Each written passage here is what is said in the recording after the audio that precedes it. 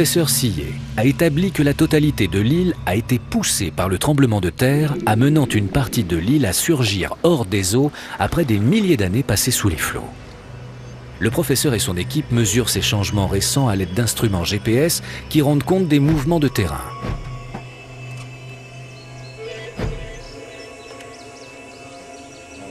Ces instruments reliés à des satellites sont d'une précision de l'ordre d'un dixième de millimètre. L'importance du travail de Kerry Sillet a été démontrée tout juste 3 mois après la catastrophe de 2004. Le 28 mars 2005, un nouveau tremblement de terre a engendré un nouveau tsunami qui a frappé Simeulue.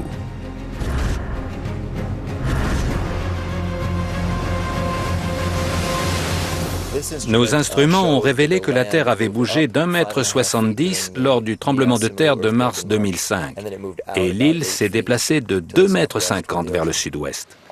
Ces mouvements récents sont comparables à ceux qui eurent lieu ici le jour du grand tsunami asiatique.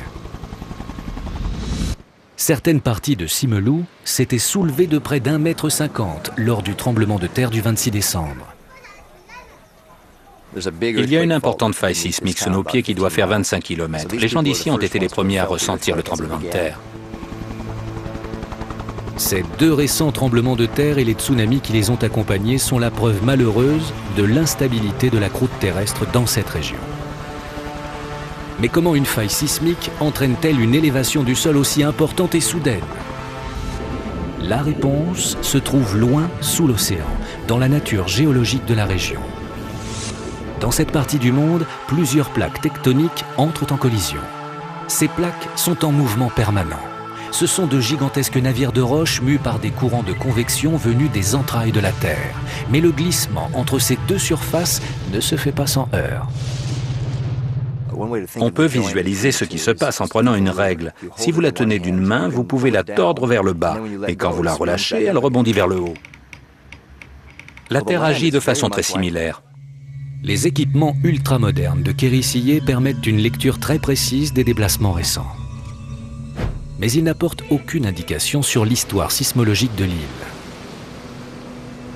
Par conséquent, le professeur Sillet et son équipe ont recours à une surprenante base de données, le récif corallien de l'île. Kerry Sillet pense que le corail poussé hors de l'eau par les tremblements de terre peut l'aider à comprendre l'histoire des séismes des siècles derniers. En milieu sous-marin, les coraux sont des organismes vivants, mais ils meurent une fois à l'air libre.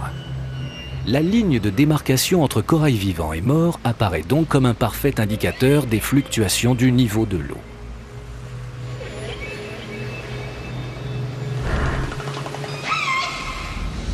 Richard Briggs est diplômé en géologie de l'Université de technologie de Californie. Membre de l'équipe de Kerry Sillet, sa tâche est de dresser une carte des soulèvements de terrain qui ont eu lieu le long des côtes de Simeulue.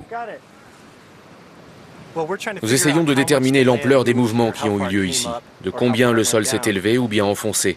Ces coraux ont été surélevés d'au moins 1 mètre. Quand cela s'est produit, les coraux qui vivaient ici sont morts en étant exposés à l'air libre. Et si l'on sait interpréter les signes, le corail apporte bien d'autres indices. Il détient les secrets de ce qui s'est déroulé ici au fil des siècles. À chaque fois que la Terre se soulève et que des coraux meurent, d'autres continuent de se développer juste en dessous de la surface. Des saillies se forment sur les patates de corail. Chacune révèle le niveau des basses eaux durant l'année de sa création. Afin de mieux étudier l'histoire du corail, le professeur Sillet et son équipe ont obtenu une dérogation du gouvernement indonésien leur permettant de disséquer une patate de corail récemment exposée. Le seul moyen d'y parvenir est d'utiliser une tronçonneuse.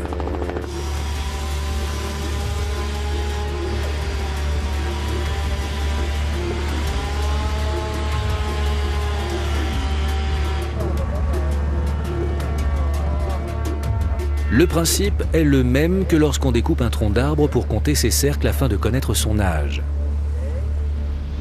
Mais il faut plus d'une patate de corail pour avoir une vue d'ensemble.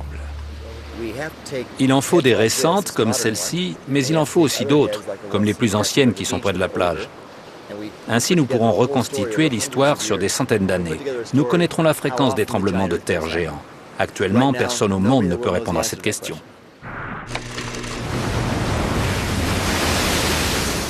En s'intéressant au passé sismique de ces îles, le professeur Sillet découvrira à quels intervalles les grands tremblements de terre se sont produits. Cette chronologie l'aidera peut-être à anticiper ces tremblements de terre, ainsi que les tsunamis qui les accompagnent.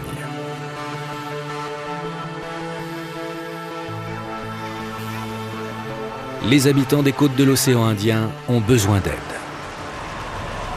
Un système d'alerte au tsunami est en cours d'élaboration. Mais sera-t-il prêt suffisamment tôt pour éviter une nouvelle tragédie?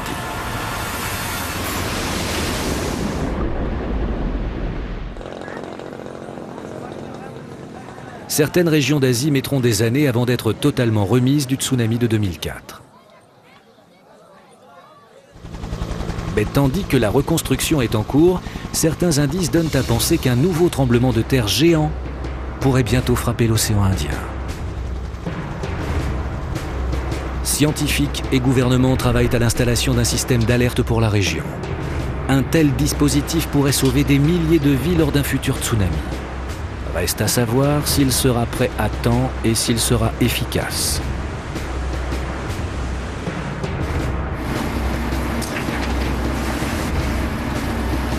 Il existe un modèle pour le système d'alerte de l'océan Indien.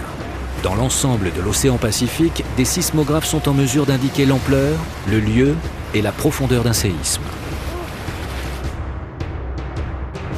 Et d'autres instruments détectent si un tsunami a été déclenché. Nous avons des jauges au fond des mers qui peuvent mesurer les vagues des tsunamis. Nous saurons combien d'énergie est propulsée dans une direction donnée. Le projet d'évaluation et de signalisation des tsunamis a ancré des enregistreurs de pression au fond de la mer. Ces appareils mesurent la pression de l'eau qui les recouvre et peuvent détecter un surplus d'eau charrié au-dessus d'eux par un tsunami.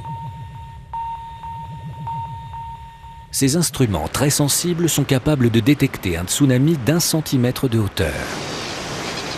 Les vagues causées par les bateaux ou des tempêtes n'entrent pas en ligne de compte. Elles ne sont pas assez profondes pour atteindre les capteurs. Si l'existence d'un tsunami est confirmée, tous les gouvernements des pays riverains du Pacifique sont alertés et des plans d'évacuation sont mis en action. Le docteur Charles McCreary dirige le centre d'alerte au tsunami du Pacifique. Il est également très impliqué dans l'élaboration du dispositif de surveillance de l'océan Indien. Nous avons la technologie pour mesurer les tsunamis qui se propagent en eau profonde. Ces informations peuvent permettre de prévoir avec précision où les vagues frapperont. Quand un séisme se produit avec un bon système de détection en haute mer, il est possible d'évaluer quelle sera l'ampleur du tsunami quand il atteindra le littoral. Il est évident qu'un système de détection des tsunamis pourrait sauver des vies dans l'océan Indien. Mais certains experts doutent que cette coûteuse solution technologique ait réponse à tout, en particulier quand les tremblements de terre surviennent près des côtes. Il y a eu de hauts cris pour qu'un système d'alerte soit mis en place, pour que ça ne se reproduise jamais et que les populations soient prévenues. Mais à présent, nous pouvons prendre du recul et nous dire, commençons par déterminer les endroits où des tsunamis ont le plus de chances de se produire. Il n'y a pas que dans l'océan Indien que des zones très peuplées vivent sous la menace d'un tsunami. Et dans les zones où les lignes de faille sont proches des côtes, un système d'alerte serait peu efficace, voire totalement inutile. Plus d'une centaine de villes de plus de 250 000 habitants sont situées à moins de 100 km d'importantes failles en activité. Qui sait sur qui ça va tomber?